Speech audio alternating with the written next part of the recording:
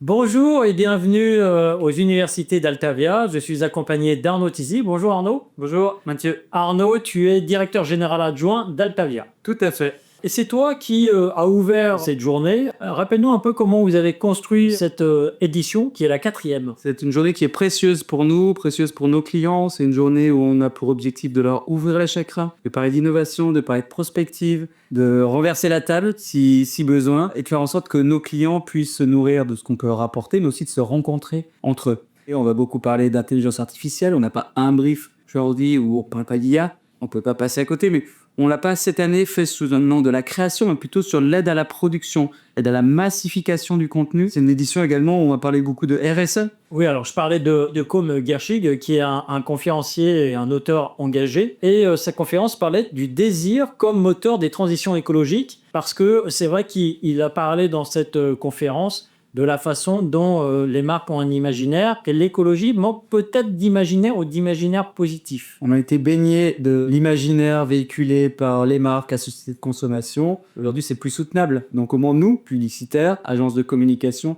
clients, partenaires, on peut prendre ce sujet-là, créer collectivement des nouveaux imaginaires, faire rêver et réussir à vendre moins plutôt que de vendre plus. Et c'est un vrai challenge qui est collectif, sur lequel nous, on a envie d'être précurseurs et d'être acteurs surtout. On a parlé avec Mathilde aussi de TikTok et comment vraiment performer sur TikTok. Tout le monde a en tête TikTok, mais hésite à y aller en se demandant est-ce que c'est vraiment fait pour la marque. Là aussi, c'est quelque chose sur lequel, Altavia, vous êtes très en avance, d'autant plus que TikTok Shop vient d'arriver. Oui, tout à fait. C'est les nouveaux contours de la communication, les nouveaux enjeux. Là, c'est un de nos sujets de prédilection en ce moment. Comment faire en sorte de faire de TikTok un levier de désirabilité et de performance, de conversion, et faire en sorte que ça génère des transactions pour les marques. Tu parlais d'IA, c'est vrai qu'on a échangé avec Valérie Cotte et qui disait dans sa présentation, nous, on a testé des choses chez Altavia, on a fait beaucoup de R&D pendant plusieurs mois, puis tout d'un coup, OpenAI est arrivé avec des choses, il nous a surpassé par les moyens dont ils disposent. Mais en fait, le message, c'était de dire, mais en fait, il faut tester, il faut y aller. Il ne faut pas avoir tout de suite l'image en grand, il faut commencer par un petit bout. On dit souvent que les cordonniers sont les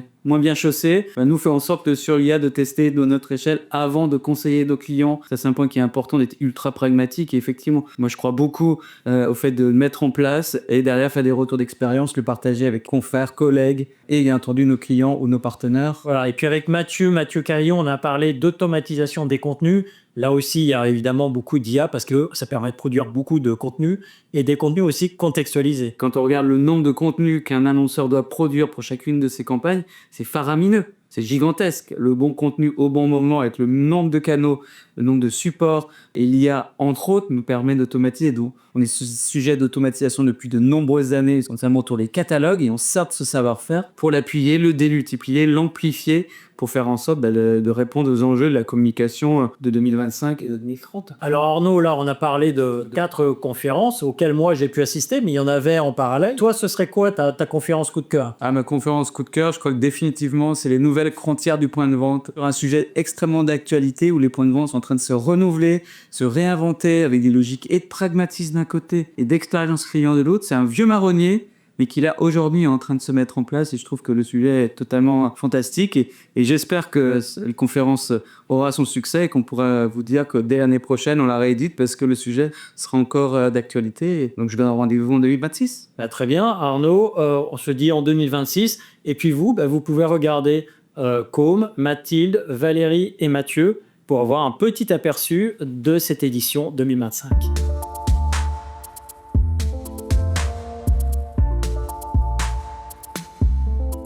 Le premier invité de cette journée, c'est Côme Gershig. Bonjour Côme. Bonjour Mathieu. Alors, ta conférence était le désir comme moteur des transitions écologiques. Et alors, tu as beaucoup parlé d'imaginaire. Et c'est vrai, c'est ça qui fait le lien avec la communication, avec la publicité. C'est comment, en fait, nos choix sont un petit peu induits par notre culture, par notre éducation et par notre environnement. Les imaginaires, en fait, c'est un système de représentation. C'est ce qui fait que vous allez, disons, passer du monde réel, objectif, à un monde subjectif, plein de sens, d'intention, de messages. Et évidemment, les métiers de la communication sont des métiers qui façonnent, qui sculptent ces représentations au quotidien. Alors, tu as commencé par un peu plomber l'ambiance, je dois dire, parce que tu as rappelé un petit peu comment les voitures prenaient de plus en plus de poids, comment en fait l'environnement est de plus en plus menacé. Il faut être honnête avec nous-mêmes, en fait. C'est un fait que nous consommons toujours plus de vêtements, que nos voitures sont toujours plus grosses, que nos désirs sont toujours plus gigantesques, mais même parfois ces choses plus subtiles comme le désir d'accumuler des expériences dans une journée qui fait que, oui, peut-être qu'on va manger un peu plus bio ou pas quelques vêtements en friperie, mais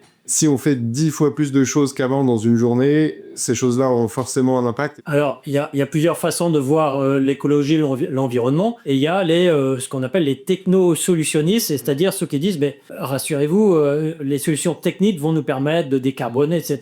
Alors, tu l'as dit, tu es ingénieur des ponts et chaussées, tu as été représentant au sommet mondial de la jeunesse pour le climat en 2019, mais tu étais encore très jeune. Je vais te poser une question sur les jeunes aujourd'hui. Comment évoluent-ils? Est-ce que finalement, ils sont très consommateurs de produits commandés sur Internet et que finalement, ils reproduisent les schémas, j'allais dire familiaux ou parentaux? Ou est-ce que tu vois une différence de perception? Je pense qu'il y a de tout et je suis pas sociologue et j'aurais du mal à donner une représentation assez fidèle. Ce que je vois autour de moi, c'est qu'il y a une jeunesse plus polarisée qu'avant. Il y a une jeunesse qui est de plus en plus radicale sur le front écolo, qui s'engage énormément, etc., comme c'était le cas en 2018, 2019, 2020, avec les grandes manifestations pro-climat. Mais le volume est un peu plus faible, je pense. Et à l'opposé, il y a une jeunesse qui, effectivement, est dans le déni complet, qui est dans la surconsommation totale. Quand on parle d'écologie, l'une des critiques aussi, c'est de dire, en fait, vous faites la promotion de la décroissance. Mais tu as cité 2 entreprises, dont une régionale, qui est Renault Trucks, qui ont engagé un mouvement, alors peut-être pas de décroissance, mais en tout cas d'évolution complètement de leur modèle, où ça représente une part importante de leur activité. Tu peux nous en dire un mot, peut-être de Renault Trucks pour commencer? Oui, Renault Trucks, quand ils sont rentrés dans la Convention des entreprises pour le climat, qui est ce rassemblement sur le temps long d'entreprises de secteurs très différents qui vise à rentrer dans vraiment une autre optique de l'écologie beaucoup plus engagée, etc. Renault Trucks a initier sa démarche en se posant la question comment faire en sorte qu'il y ait moins de camions sur la route. Et je trouve ça vraiment très intéressant, ça montre l'ambition que peut avoir un fabricant de camions, et en fait, l'idée pour Renault Trucks n'était pas de se dire comment faire des camions électriques, parce que ça, il fallait pas réfléchir beaucoup pour avoir l'idée aujourd'hui. Rien que ça, rien que ce début de démarche de questionnement honnête d'entreprise qui arrive à sortir en fait sa raison d'être de son strict intérêt direct de vendre des camions et de voir ensuite ce qui pour le collectif serait souhaitable, je trouve que c'est intéressant, et Renault Trucks est en difficulté aujourd'hui pour soutenir ses objectifs. Évidemment, c'est très, très difficile, très ambitieux, très innovant. Mais il faut, je pense, s'inspirer de ce courage-là dans l'axe de transition écologique. Je sais pas si tu te rappelles, il y avait une publicité, je sais plus quel ministère, qui incitait les gens à réparer leurs objets plutôt qu'à en acheter un nouveau. Et c'était le vendeur qui disait, mais attendez, vous conseillez plutôt, voilà, le dévendeur. Ça provoquait une polémique des organisations professionnelles.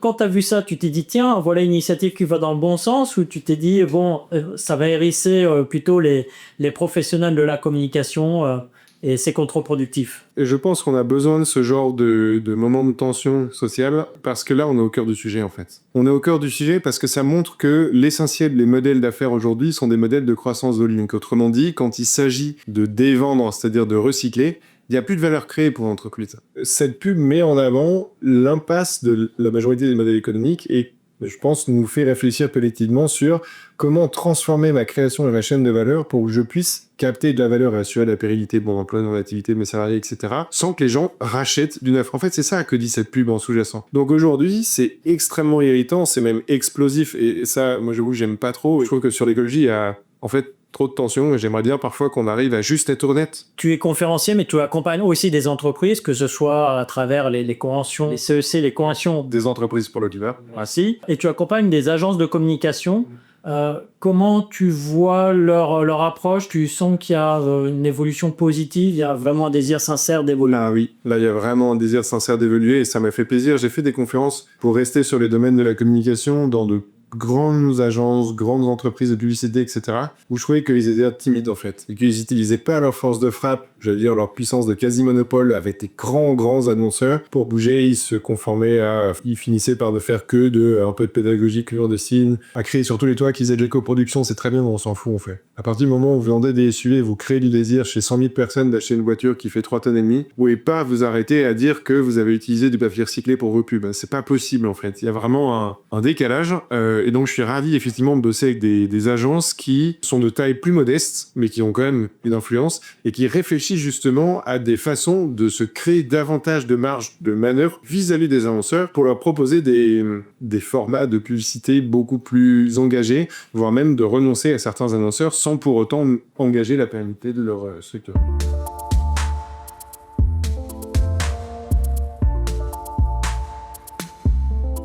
Je suis accompagné de Mathilde Van der Velt. Tu es manager marketing digital Captapia. Tout à fait. Et tu as présenté une conférence très suivie, je sais, comment vraiment performer sur TikTok. C'est cela même. Alors c'est vrai que TikTok, on se pose la question, j'y vais pas. En premier lieu, pour une marque, est-ce que le public, il est très jeune ? Est-ce que c'est vraiment à lui que je veux m'adresser ? Sauf si, évidemment, je vends des vêtements ou des choses qui sont exactement dans la cible. Mais est-ce que pour une marque, c'est intéressant d'aller sur TikTok ? Tout à fait. Alors, on a accompagné plusieurs de nos clients sur le sujet et on a eu des conclusions parfois un peu contre-intuitives. On accompagne depuis le début de l'année 200 sur son arrivée sur la plateforme. Et là où on voulait rajeunir la cible, en fait, on se rend compte qu'il y a les 3/4 des personnes qui ont plus de 35 ans. À l'inverse, là, on vient de lancer un de nos clients aussi qui s'appelle Ilevia, qui est l'équivalent de la RATP lilloise. Et là, pour le coup, en moins de 24 heures, on a déjà quelques stats qui montrent qu'effectivement, les 18-24 ans sont vachement touchés. Mais c'était aussi l'objectif de la marque. Est-ce qu'il est encore temps d'aller sur TikTok ? Parce que le réseau, il est quand même lancé depuis quelques années. Et on peut se dire, mais je vais avoir du mal à faire progresser mon nombre de followers. Il est encore clairement temps, d'un point de vue économique, parce que dans la stratégie, bien vraiment performer sur TikTok, on doit mettre parfois un peu de budget pour faire grandir sa communauté de prime abord. Avec 300-500 euros par mois, on peut déjà faire beaucoup de choses. Dans un autre indicateur clé va être aussi le coût à l'abonné. Si je peux donner un petit référentiel, on va être autour de 1 euro pour un coût à l'abonné sur des plateformes comme Facebook ou Instagram, alors que sur TikTok, on va être à moins de 50 centimes. Il y a encore très très opportun de une Par rapport à Instagram, parce qu'on les met un peu en regard, les deux. Ah bah alors d'un point de vue créatif, c'est absolument rien à voir. Il faut désapprendre ce qu'on a appris auparavant. Parce qu'on va avoir un contenu très léché sur Instagram. On est là pour travailler la notoriété, l'image de marque. Sur TikTok, justement, on en a parlé pendant la conférence. Tout l'enjeu, c'est d'être authentique. Donc, d'avoir un tournage à la main, avec le téléphone dans la main, de pas hésiter à montrer les coulisses, de pas hésiter à jouer avec l'humour. Après, on fait aussi avec des sujets que nous valident ou pas les clients. D'accord, donc un effet un peu brut, tandis que Instagram va être un peu plus, je vais pas dire statutaire, mais en tout cas, comme tu disais, léché. Éthique, léché, etc. Exactement. Alors peut-être aussi que la notion, elle est un peu différente. Tu me disais, c'est pas forcément les followers qu'on va chercher à avoir sur TikTok, c'est plutôt la viralité ou le nombre de vues en fait. Qu'est-ce que c'est un bon contenu qui va performer ? C'est parfois le contenu plus simple, une tendance qui a été reprise. On a un de nos clients qui s'appelle Café Méo. On a repris une tendance qui est issue du Super Bowl. Il y a un petit pas de danse. On atteint le 1 million de vues sur cette vidéo alors qu'on a travaillé des contenus parfois plus recherchés. Encore une fois, c'est l'authenticité, c'est le fait de surfer sur des tendances, d'utiliser la bonne musique, d'utiliser les bons effets, d'être dans le coup sur TikTok, je dirais, entre guillemets. Donc, faut avoir quand même une équipe qui est justement dans ces codes. Ouais, Bon, ça. Exactement. Est-ce que la musique, c'est vrai qu'on l'associe beaucoup à TikTok ? Un TikTok sans musique c'est pas possible. Tu peux pas diffuser c'est pas un TikTok sans TikTok. musique. C'est même pas autorisé. Ouais, sur la partie ads, en tout cas, s'il n'y a pas de musique, la vidéo est refusée. Alors, c'est vrai qu'une marque, justement, elle a une image de marque. Est-ce qu'elle a des choses à craindre en allant sur TikTok ? Il y a des réseaux sociaux où il y a des mauvais commentaires. Est-ce que c'est, comme on dit, une plateforme bienveillante ? Les gens sont plutôt dans une dynamique positive. À quoi doit s'attendre une marque qui va exposer son image de marque ? Très très bon sujet. Justement, pour le client Ilevia, on a recommandé à notre client de quitter la plateforme X, qui était hyper nocive. On passait juste notre temps à répondre à des commentaires qui étaient à la limite du haineux, entre guillemets, pour les faire venir sur TikTok. Alors oui, il y a toujours des commentaires parce qu'on est sur du service public où effectivement ils sont pas satisfaits parce qu'il y a des pannes, etc.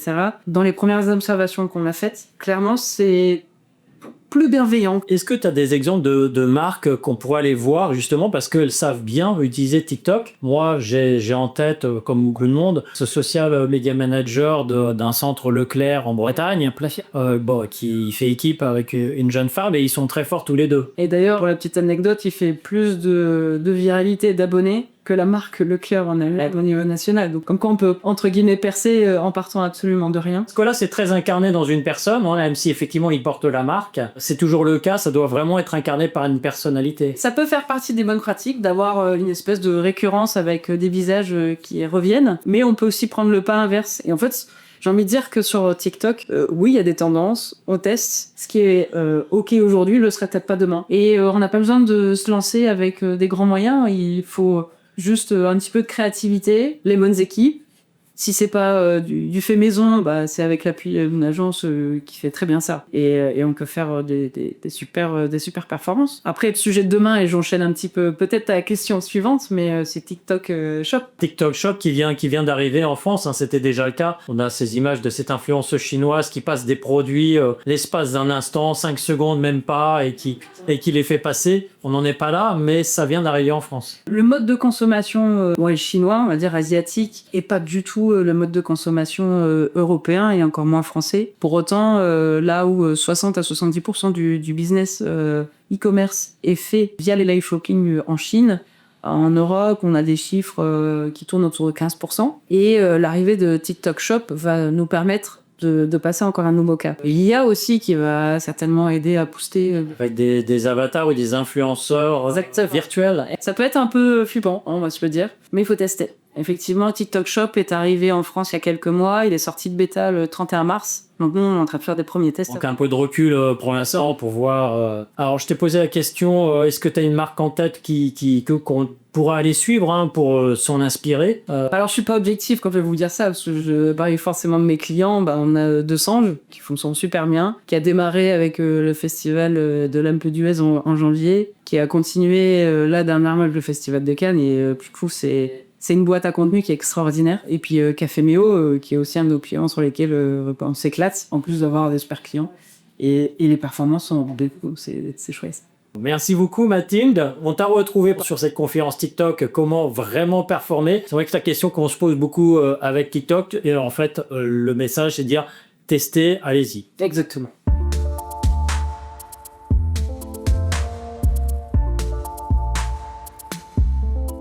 Et je vous retrouve pour les universités d'Altavia. Je suis accompagné de Valérie Piotte, qui est directrice générale d'Altavia Open Lab. Alors explique-nous exactement en quoi consiste Altavia Open Lab. Altavia Open Lab, c'est la cellule dédiée à l'innovation pour le groupe Altavia, et je suis en charge notamment de la stratégie intelligence artificielle pour le groupe. En janvier, tu étais à j'appelais ça moi la Retail Week, c'est pas le vrai nom, c'est la NRF 2025. Ça se passe aux États-Unis. Et tu y allais plusieurs fois, 8 ou 10 fois, je crois. Oui, effectivement, c'est un rendez-vous pour l'ensemble des retailers internationaux qui a lieu depuis très très longtemps à New York chaque janvier. C'est un peu là où on va chercher toutes les tendances du retail, toutes les nouvelles solutions. Alors moi, quand j'étais enfant, on disait que les tendances arrivaient 10 ans après en Europe. Peut-être que les temps sont raccourcis depuis, mais est-ce que toi, tu observes à la NRF, est-ce que tu les vois arriver, ces innovations en France? Alors, on va dire que ce qu'on va chercher, c'est des tendances de fond, avant tout du marché américain, dont on peut s'inspirer, qui ne seront pas forcément dupliquées dans les autres pays, et notamment en France, parce qu'on n'a pas le même écosystème, on n'a pas la même culture, on n'a pas les mêmes acteurs. Néanmoins, c'est intéressant de voir les tendances de fond, et surtout ce sur quoi le retail américain investit. Alors, tu as présenté 10 tendances IA, parce que c'est vrai que l'IA, elle est partout, hein, ça fait plusieurs années maintenant. Quelle innovation a retenu ton attention, par exemple? L'IA, c'était un des thèmes majeurs, effectivement, du salon de janvier. Mais il y en avait d'autres, parce qu'il y a d'autres tendances, et on pourra y revenir, comme Retail Media, qui a un vrai levier de croissance pour le retail. Le retour en force aussi du magasin physique, au centre de l'écosystème. On avait parlé beaucoup de digital post-Covid. Aujourd'hui, on revient, on se rend compte quand même que le magasin est un asset clé du retail, et il faut faire attention et investir ce magasin. Et effectivement, l'intelligence artificielle était partout. Alors, tu citais Walmart avec son chatbot Ask Sam. C'est un chatbot, mais vocal pour les vendeurs. Ça, ce qui est intéressant, c'est de voir comment l'IA peut accompagner les collaborateurs du retail, notamment ceux qui sont en magasin, au frontline clients, comment ils peuvent les accompagner pour les aider dans leurs tâches du quotidien, simplifier leurs tâches du quotidien et surtout les accompagner pour faire vivre une expérience client plus intéressante à la fin. Donc Ask Sam, c'est effectivement un agent IA qui accompagne les vendeurs de Walmart en magasin pour répondre aux questions auxquelles ils ne savent pas répondre spontanément. Quelle innovation tu as vue où tu dis tiens, là il y a une idée à reproduire, à tester nous-mêmes? Le plus gros cas d'usage qui s'avère extrêmement performant, c'est l'IA au service de la logistique. Sur une approche finalement pleine de bon sens, de savoir quel produit en quelle quantité envoyer dans quel magasin à quel moment. Ça c'est effectivement le meilleur des mondes pour le commerce. Mais ça, grâce à l'IA et grâce à la capacité de l'IA à traiter énormément de data, des data de l'historique des ventes, mais également des datas externes comme les datas des tendances sur les réseaux sociaux, les datas du marché, les datas des concurrents. On arrive à anticiper la demande des clients à la granularité magasin, ce qui permet à chaque enseigne de définir un assortiment géolocalisé et le plus optimal par rapport à la clientèle qui va se présenter en magasin. Ça oblige à travailler beaucoup ces datas pour que, comme on le dit, il faut que les datas soient bonnes pour que le résultat soit beau. Pas de data, pas d'IA, pas d'IA, pas de data, je sais pas, mais en tout cas, data et IA sont forcément étroitement mêlés. Alors, ça nous amène peut-être à penser au niveau, d'acculturation ou de maturité des retailers vis-à-vis de l'IA. Il y a évidemment beaucoup d'attentes, mais est-ce qu'ils sont encore prêts? Est-ce qu'il faut beaucoup les accompagner? Alors, il faut beaucoup les accompagner parce que l'IA étant une technologie qui est en rupture, qui transforme chacun de nos métiers, elle peut faire peur. Et en plus, l'IA va très vite. Il y a des solutions qui sortent tous les jours. Les évolutions technologiques de l'IA sont assez phénoménales et difficiles à suivre. Donc, on peut avoir quelques craintes. En fait, l'idée, c'est d'accompagner les retailers à définir ces bons cas d'usage. Quel est le pain point aujourd'hui qu'il n'est pas arrivé à résoudre sans IA? Peut-être que l'IA pourra y répondre, mais c'est pas sûr. Mais si il a des vrais enjeux, des vraies problématiques, des vrais challenges sur lesquels il n'a pas encore trouvé de solution, l'IA est peut-être là. Et c'est là-dessus qu'il faut travailler. Quand on pose la question à certaines entreprises, elles disent l'IA, oui, bien sûr, j'y crois, mais je vais laisser les autres un peu passer devant pour voir vraiment ce qui va être efficace. Ça m'intéressait ce que tu as dit ce matin. Tu as dit, nous, on a travaillé pendant 6 ou 8 mois sur un produit et derrière, on a vu que OpenAI l'a fait. Voilà, forcément, la force de frappe d'OpenAI fait que, on a donné notre produit. Voilà. Mais donc, le sujet, c'est, faut pas hésiter à tester parce que vous avez quand même, malgré tout, appris dans l'approche. Déjà, la première chose, c'est qu'il faut tester pour comprendre. Comprendre comment ça fonctionne, comprendre ce dont on a besoin. Encore une fois, pour travailler des bons cas d'usage, on a besoin d'une data clean, accessible, volumique. Et pour ça, il y a du travail et ça prend du temps. Tant qu'on n'a pas toute cette data, on peut malgré tout commencer à tester des premiers cas d'usage simples, sans investir des sommes folles, et on va apprendre. Est-ce que tu as en tête un client qui a testé l'IA ou qui l'a complètement intégré et qui est un exemple que tu cites volontiers? Ça, on va revenir en France plutôt que de rester aux US. Carrefour, qui a, dès le lancement de ChatGPT, s'est mis à déployer beaucoup de POC et à beaucoup tester pour ensuite se recentrer sur des cas d'usage extrêmement performants comme la supply, mais également l'accompagnement de ses clients avec le lancement de Hopla Plus, qui est après une marque internationale, les françaises d'origine L'Oréal, qui est assez excellente dans la manière d'utiliser la tech au service de la beauté, de l'accessibilité de la beauté pour tous. Alors pour terminer, qu'est-ce que tu dirais à ceux qui nous regardent et qui hésiteraient à se lancer? Non, mais n'hésitez surtout pas, parce que déjà l'IA, c'est la première technologie qui est accessible à tous très rapidement. On se rappelle que ChatGPT, c'est 800 millions d'utilisateurs par semaine. ChatGPT, ça a 2 ans. Et tout le monde peut accéder à ChatGPT sans même payer un abonnement. Donc à partir du moment où les clients utilisent et ont accès à ces technologies, les commerçants ou les marques doivent se les approprier, les intégrer dans leur process, dans leur proposition de valeur et de service à leurs clients.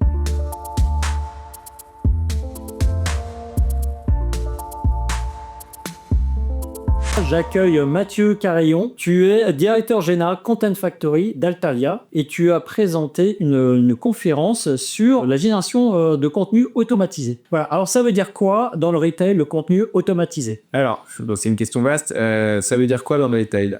L'enjeu aujourd'hui des entreprises et des retailers, évidemment, c'est un enjeu de production de contenu. On est face à une multiplication des assets, multiplication des canaux. On doit produire plus, on doit s'adresser à davantage de monde.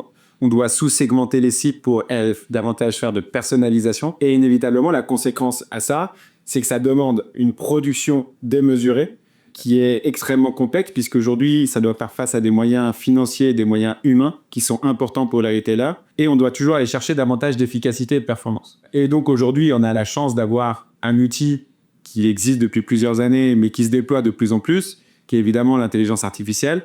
Et l'intelligence artificielle, elle va travailler sur plusieurs leviers. Notre objectif, c'est de réussir à créer un écosystème avec l'ensemble de ces outils qui va être adapté aux clients pour répondre aux besoins des clients et aux organisations des clients, pour être davantage performant et aller chercher de l'efficacité sur chacun des leviers. Ouais, parce que peut-être prendre un cas concret pour fixer les idées. La génération de contenu qui demande peu de valeur ajoutée, c'est par exemple toutes ces fiches produits qu'on voit parfois sur des fonds neutres. Je crois que vous avez travaillé pour Un site de bricolage. Et alors, il y a effectivement des fiches produits, c'est très fastidieux. Il y en a énormément, puisque sur des sites de bricolage, il peut y avoir, là, on a travaillé sur 30 000 références. C'était les fiches produits qui demandent 30 000 références en moyens humains et en moyens financiers, c'est colossal. En revanche, c'est un énorme enjeu d'un point de vue business. Une fiche produit, c'est le premier élément de vente qui va permettre de travailler sur la conversion et la transformation. On récupère en fait un packshot fond blanc. On va mettre ce packshot en situation, donc on va faire un visuel d'ambiance. Et associé à ça, on va générer la description produit liée évidemment à un prompt et des conditions et des contraintes qui sont liées à ce produit. Et ça va nous générer le texte automatiquement et va pouvoir enrichir l'ensemble de ces fiches produits.